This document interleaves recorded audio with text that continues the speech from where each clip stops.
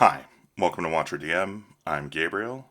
Today I am going to do a flip through review of Dungeon Module A2 Secret of the Slavers Stockade by Harold Johnson and with Tom Moldvay. This is an adventure for Advanced Dungeons and Dragons game published in 1981 by TSR Hobbies Inc. I guess if you like flip through reviews from a perspective of somebody who has run or played in the module being presented, then you should subscribe. uh, I'd appreciate it if you click like on the video or comment below with your experience with A2, as it helps raise this to other viewers. Also, if you want to support WatcherDM, you can go to watcherdm.com or patreon.com/watcherdm, where these videos are made available a week early for early access for my patron subscribers. All right, let's dive into this. So, A2 is the second in the series, the A series of adventures, all about the slavers. There's some stuff in here that's pretty eh. I guess this will contain spoilers because I'm literally going to flip through the whole thing. And yeah, that's kind of where we are. The cover art here is like the party outside the hill fort. That's like a boggle, they call them, and a hobgoblin. It's hobgoblin handler, and I'm pretty sure that's Cairn or the guard master back there. So on the inside of the so that the cover is not attached to the module, so the inside of the module here cover is just the maps, done in this kind of photocopy proof blue. I'm not really sure why they did this, other than I guess to prevent people from copying their stuff. Seems like a pretty unnecessary at this point. And importantly, this you'll notice is a large dungeon. Compared to the others in the A series, this module actually contains two kind of separate dungeons that are only tangentially connected between an access point at the end of the hill fort. So there's a hill fort, and then there is the dungeon beneath the hill fort. And we'll get into how that works a little bit later. It starts with some. You know what? This is missing a page. So this copy that I have here is missing the first page, so we should ignore that. But it does talk about the leaders here. There's also some guidance given before this about if the party is captured and kind of how to run the hill fort. This is fairly fortified location, and so it definitely can happen that in your campaign the party will become overwhelmed. If they are overwhelmed, I think that the wisdom presented here is to capture them and then throw them into the cave in this part of the dungeon here. The NPCs are not spectacularly interesting. They do have a bit of variety. Marquesa is the leader. She's like a elf, like an evil elf woman. Icar is a blind commander. He's like the warrior commander, and kind of runs the hill fort itself. So he's kind of the end guy of the hill fort. Interestingly, he has a helmet with no eye holes. So he is he's treated as blind, but he has overcome his blindness and is just a super effective warrior. Executioner is his friend. Zykar's kind of second in command. Gouliette is a goblin shaman kind of assistant. She's like a kind of like an alchemist assistant. Blackthorn is pretty interesting. He's an ogre magi, although the way it's presented is pretty awkward. Same thing with Gouliette. Like it does not say here that Gouliette is a goblin. You find out later in the book that she's a goblin. So, in terms of usability, I would say this module just has a lot working against it. I actually did a series of videos where I go through and kind of try to make this usable for table play, where I create a Notion document that's kind of a pared down version of this adventure with just the cliff notes, kind of bullet points of what you actually need, with a little bit of extra help. Same thing with Blackthorn. At the end here, it mentions that he is an ogre magi, but it says like all ogre magi, not like he is an ogre magi, which is just kind of a weird way to present it. So Blackthorn is disguised as a human, but is in fact an ogre mage. And yeah, so that's kind of interesting. And then, yeah, once the hill fort comes under attack, Icar and the Executioner will lead the attack against the invaders. This adventure was originally written as a tournament, and actually the hill fort and the dungeon beneath were two separate tournament segments that were played out for different groups, and so they wouldn't be encountering the same stuff. That was designed to prevent cheating in the tournament space. And then, yeah, so it's got some tournament notes. I'm not going to talk about that because I did not run it as a tournament. The scoring system seems hobbled together and not very good. Yeah, not great stuff there. Overland from Highport. So this talks about the adventure, like the travel from the first adventure to this adventure location. It is a little strange that they assume that you're traveling straight from Highport. I think anybody who finished A1 probably knows that you should go somewhere to heal first, because healing in AD&D is extremely punishing. So yeah, I would actually figure out where their home base is, send them back there, and then have them come to this location from there. The overland travel stuff is pretty sparse. It does have a random encounter table, and I used this. It was fine. I love hex crawling, so to me this was just very normal stuff. I was able to pull out my Greyhawk map, as this all happens in the Drakenskrab Mountains of Greyhawk. And then, yeah, we start going into the start of the adventure. Tournament start for the hill fort, and then it goes into the hill fort description. The hill fort has wandering monsters. It doesn't need them, but they are there. So if the party is sneaking around, they can run into these different monsters.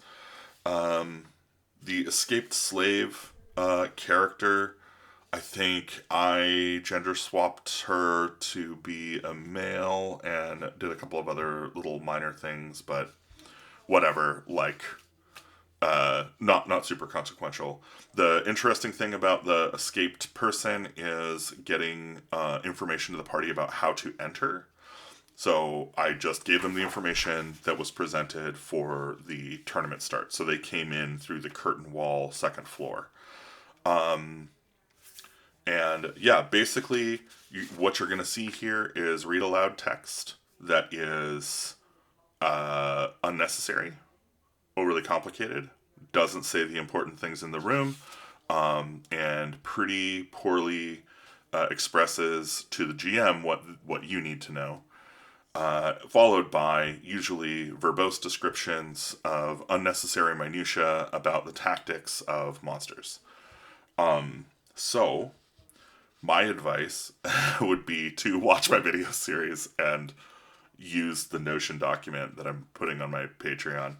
But short of that, I would probably read through it and kind of rewrite it in a brief way for the stuff that matters to you. I would recommend the majority of the tactics presented in this book are worthless. I would throw them out. They're combative DM advice, basically. They try to make you take advantage of the lack of information on the party side.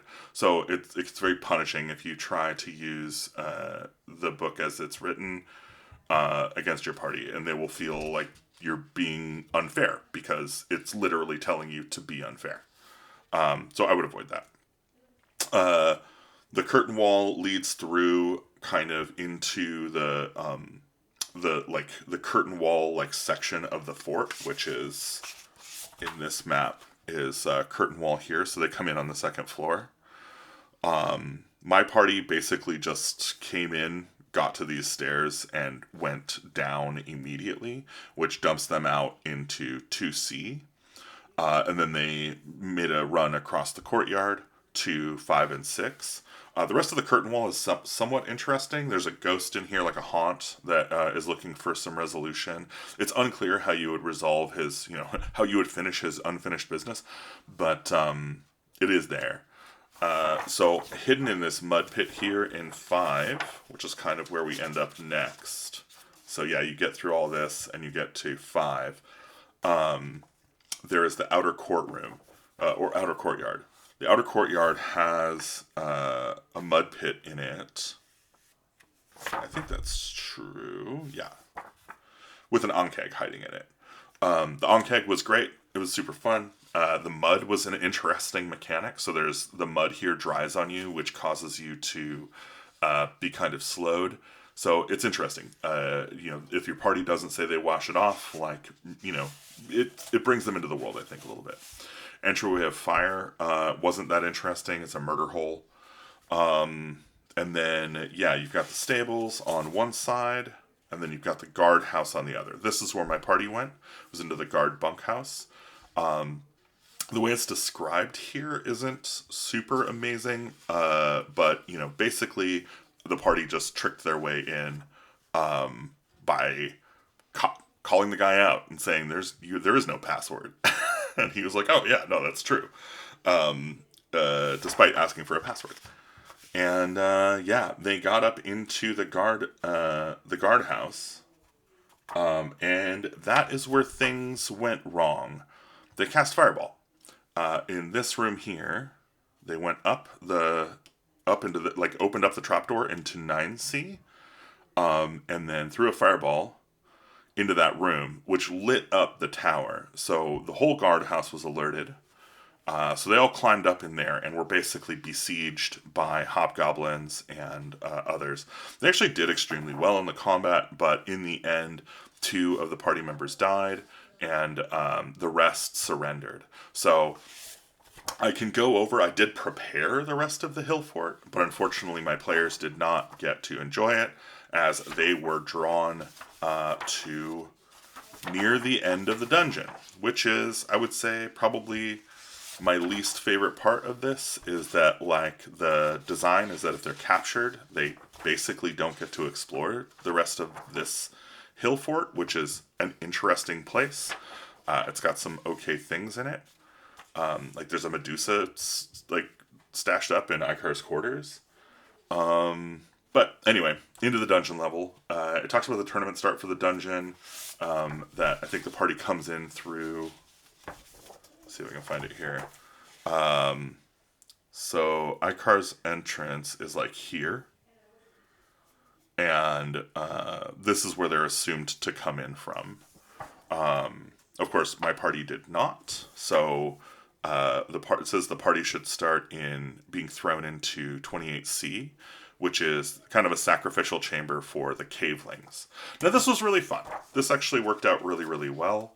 Unfortunately, that means that I really don't have much to say about how the first part of the dungeon levels ran, although I can say from preparation that I would expect this to be extremely punishing. So room 8 in the first part of the dungeon is extremely punishing, and then kind of dumping them into 12 is also pretty painful. Just your mileage may vary. My party did not end up going into 12 at all. So that's that. So we're actually really not even going to go anywhere until we talk about 28, which is one of the weird things about... So this dungeon is super weird. So 28 is the safe cells, which just talks about a couple of cells here that are considered safe for the party. And then it goes into the Caveling Temple. And then, it's weird. So it talks about these, 28 is the slave pens, which are listed here. 28A and B are the safe cells, and then the Caveling Temple is 28C. And then it goes into the caves, and it talks about all the stuff in the caves. There's wandering monster encounters in the caves. There's a whole, like, culture of cavelings down here that are kind of like mutants that have been basically experimented on by Marquesa. It's all pretty terrible stuff. The upshot to this was I was able to kind of leverage some cool mutation tables that I found on the internet and some other things from some other resources like Knock. If you want to get into mutated character things and powers for characters, 'cause I had a couple of new characters who had to come in, they got to play as Cavelings, basically. It turned out to be pretty fun. And the interactions with the characters of the Cavelings was pretty interesting because, of course, the party is treated as the heroes of light, or the messengers of light, come to take the Cavelings back into the bright world. So there's a really fun kind of role play opportunity here, but the vast majority of this is written as though you're going to fight the Cavelings. So, use that if you want. I think that's the least interesting version of this. And then it talks about the slave cells, which is this kind of junk. You get a list of all the little cells and what's in each one. Some of them are pretty cringe. I'm not going to go into it, but yeah, whatever. Also, it doesn't really give you clear direction on what to do with the player's stuff. So if they're captured, their stuff is obviously taken. It does not tell you where you should put their stuff. So I ended up deciding on having it in the overseer's office where it is being sorted until basically the party had 24 hours to get out and get up to their stuff in the overseer's office, which is very nearby, before it was distributed throughout the dungeon. The party then kind of accidentally just ended up going out here and into 22. 22 is Marquesa's kind of alchemical lair, and there is a whole her laboratory, and there's like a whole combat scene there that's set up that has some crazy stuff in it, and it's like got a lot of traps and stuff kind of built in, but it's expecting the party to be coming in from the south. So the real danger is kind of in the south. And Marquesa is said to be kind of hanging out in the north and ready to hide behind this table. Well, the party was right there because they came in through this door. So they were able to pretty much just kind of take her out. We did lose a wizard to a lightning bolt spell. So, his wizard brother walked in the door, changed the Z to a J in his name and I'm here to avenge my brother. It was great. And then, basically the party ended up spending the vast majority of the rest of the time up here in 25. Now, the 25 series of rooms are kind of interesting. There are 3 werewolves up there. There's the alchemist's quarters. This is basically the specialists area. So there's like an engineer, an alchemist, the bugbears, the scribes, the werewolves, and Blackthorn is up here. Also, up in 25G is the treasure room.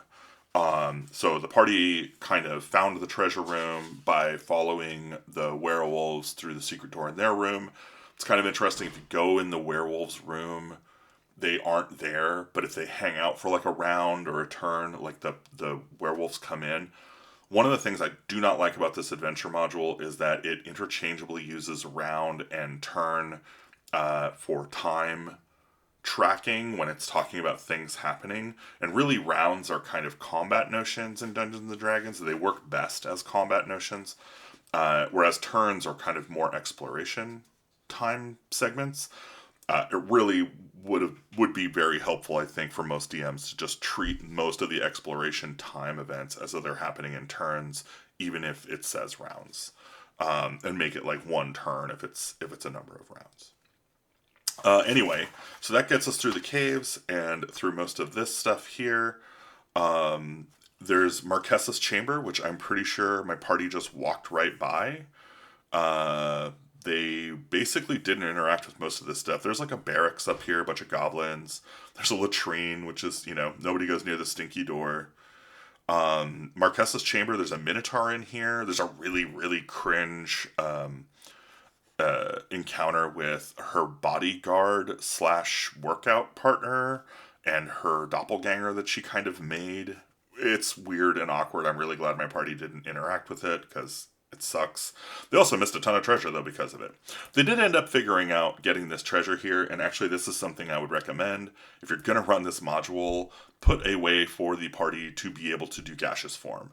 Without it, they'll never get this treasure. There is not an easy way for them to do it. There's not even a hard way for them to do it. They basically are just screwed. So what I ended up doing was making it so that the alchemist was plotting to steal the treasure for himself and had been secretly devising a gaseous form potion in 13 so that he could emulate the effect of Blackthorn, the ogre mage. That ended up working out great because they fell into the traps of the alchemist stuff and, had some really fun kind of combat scenarios and interactions down here.